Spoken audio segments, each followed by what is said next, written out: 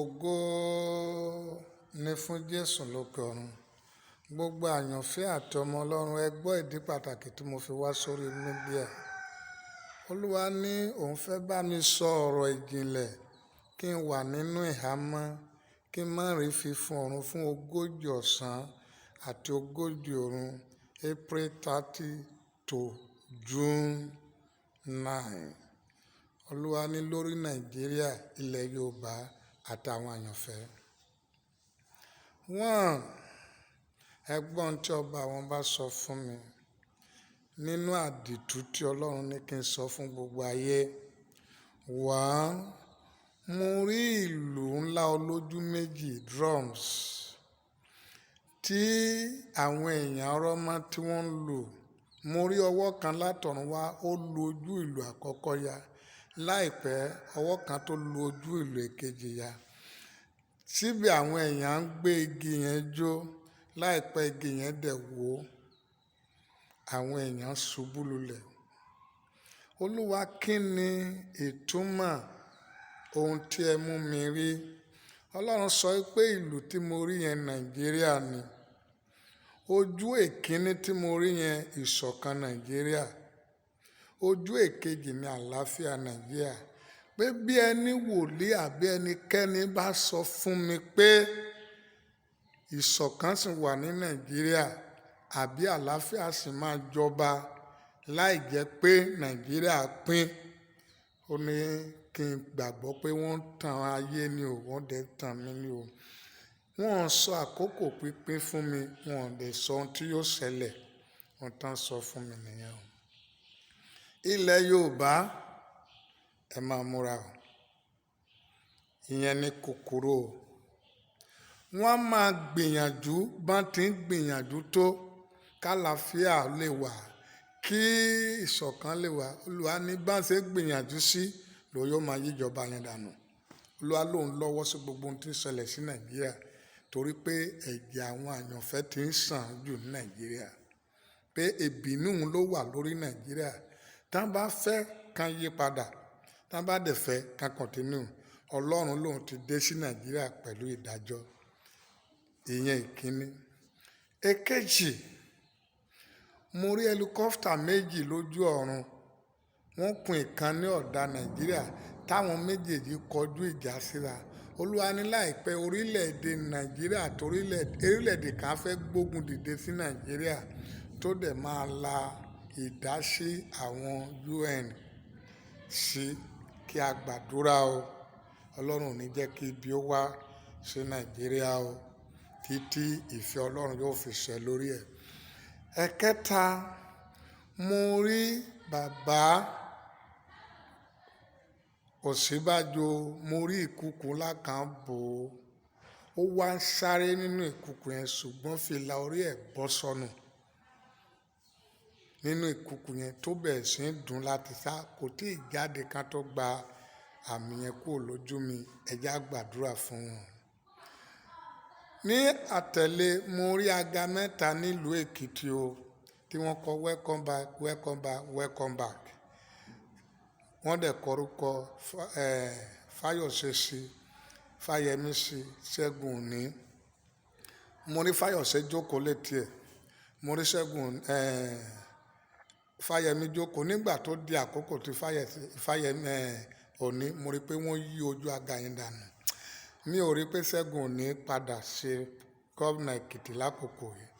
But kò sí tàdúrà ò lè ṣe àtàánú tẹ́ ẹ bá lè gbàdúrà fún un. Ṣùgbọ́n ohun tí Ọlọ́run sọ fún mi, èmi sọ yẹn. Ní àtẹ̀lé, Olúwa gbé mi lọ sí ààfin Ọọ̀ni of Ifẹ̀. Mo rí máìkì méjì tá ń so mọ́ ààfin yẹn. Olúwa, kí ni ìtumọ̀ tí máìkì méjì? Ọba àwọn bá sọ fún mi pé máìkì àkọ́kọ́ wípé Tàkúté federal government, máìkì kejì Tàkúté ilẹ̀ Yorùbá. Olúwa ní kí ẹ sọ fún Ọọ̀ni of Ifẹ̀ ní àkókò yìí kó má sọ̀rọ̀, kó má dẹ̀ dákẹ́, kó má dẹ̀ ṣaláì sọ̀rọ̀. Olúwa ní kí ni ìtumọ̀ pé wọ́n dẹ Tàkúté ọ̀rọ̀ fún o, kó wà very careful. Ní àtẹ̀lé, mo rí ọ̀pọ̀lọpọ̀ àwọn ọmọ Yorùbá tí wọ́n sọ pé àwọn freedom fighter nínú fíìdì ńlá. Nínú fíìdì yẹn mo dẹ̀ wá rí àpótí ìbò láàrin wọn. Kí ni àpótí ìbò wá ṣe níbí yìí? Olúwa sọ pé bá ń ṣe bẹ̀rẹ̀ kọ́ ni wọ́n wà yìí, pé olóṣèlú ti wà àárín wọn, pé politician ti wà àárín wọn. Àwọn tó bá jó lóòótọ́ ń bẹ̀ ká wà very careful. Ní àtẹ̀lé mo rí i pé wọ́n ń sin òkú àwọn àgùnbánirọ̀ àtàná kọfíṣà. Olúwa ní kí gbogbo Nàìjíríà gbàdúrà ẹni ẹlẹ́sàn tá bá fẹ́ ṣe àwọn àgùnbánirọ̀ àtàná kọfíṣà. Olúwa lòun ní Nàìjíríà tó fẹ́ fi ṣe ètùtù báyìí o. Mo sọ ti ọlọ́pàá lọ́dún tó kọjá lọ́gọ́sì o. November mo sọ ti bàbá TV Joshua o. Mo sọ ti bàbá Adeboye o. Ẹ criticize mi kò kàn mí o. Ìta ara mi mo tún sọ yìí. Can wà very careful. Ní àtẹ̀lé mo rí aṣọ ọ̀fọ̀ ńlá tó ń fẹ́ káàkiri Lagos State ní ojú ọ̀run tó dídùn. Ẹ gbàdúrà o. Àjálù ńlá ọ̀ní tó jálu Lagos State o. Ní ìtẹ̀síwájú Olúwa ní ká gbàdúrà o before now tó February 17 Nàìjíríà tó fẹ́ ṣọ̀fọ̀ méjì o. Ọlọ́run dẹ̀ sọ fún mi pé gómìnà kan nínú ìjọba wọn tó ń lọ yìí ó fẹ́ kú o. Tó bá jẹ́ ọmọ Ọlọ́run kò gbọ́dọ̀ kú o. Ẹ gbàdúrà o.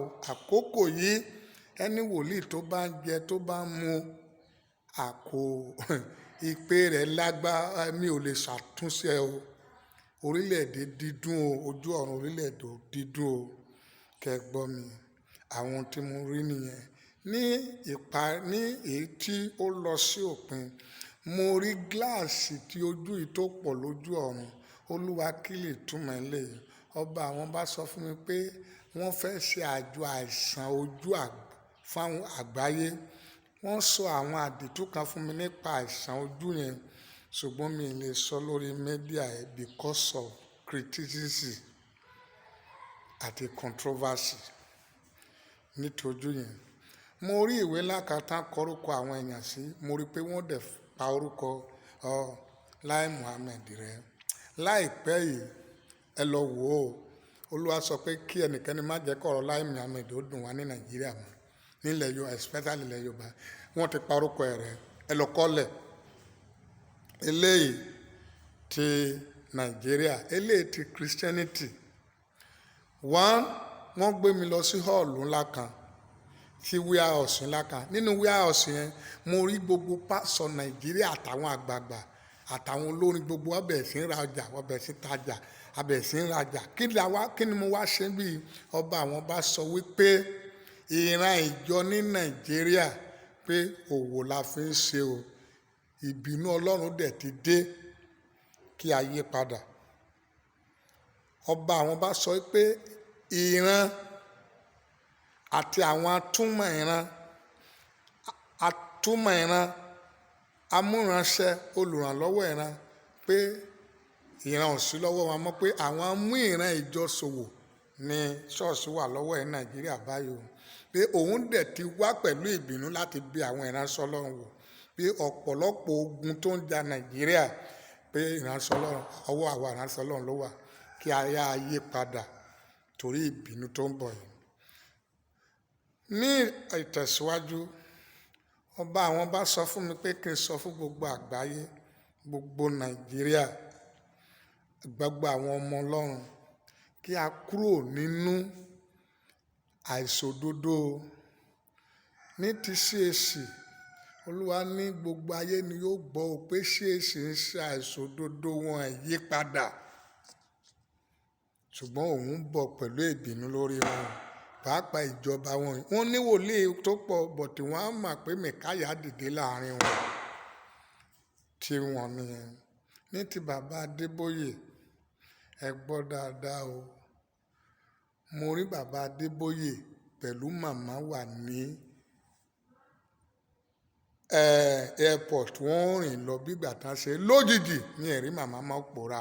Kí ló àmì? Olúwa sọ fún pé ká gbàdúrà fún bàbá o kó má tún sìnkú ìyàwó kó tó lọ láyé o. tírì ntú nípa ti bàbá Olúwa ní gbogbo tó ń sọ nípa rìdíìn lòun máa mú wá sáyé, mú wá sí ìmúṣẹ, pé tí bàbá yànyàn bí ò yànyàn pé òun ò ṣe ní ìkankan ṣe pẹ̀lú ẹ̀, pẹ̀lú yíyànyàn pé ohun tó ń sọ nípa rìdíìn kó máa mú wá. Mo rí àwọn èèyàn kó jáde ní redemption camp pẹ̀lú ìjà pẹ̀lú ọlọ́pàá. Olúwa ní òpin redemption camp ni mo rí yẹn. tírì Ọlọ́run tó sọ ilé fún mi ò pé wọ́n sọ pé bàbá Oyèdépò òkùnkùn o àbí kì í so. Ọlọ́run sọ fún mi pé òkùnkùn ni o, ẹ má ṣe mí gbọ́ o.